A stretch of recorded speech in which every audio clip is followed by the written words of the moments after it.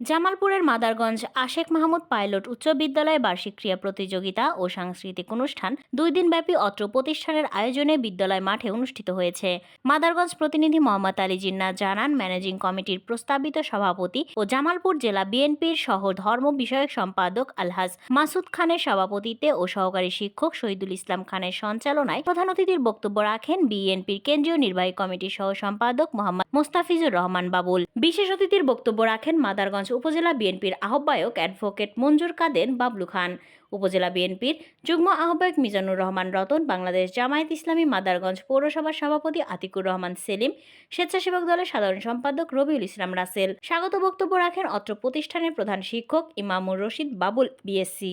অতিথিদের আসন গ্রহণ শেষে শুরুতেই পবিত্র কোরআন তেলাওয়াত ও গীতা পাঠ করা হয়। এরপর জাতীয় ও ক্রীড়া পতাকা উত্তোলন, পায়রা উড়িয়ে এবং মশাল প্রজ্বলনের মাধ্যমে ক্রীড়া প্রতিযোগিতার শুভ উদ্বোধন করেন অতিথিবৃন্দ।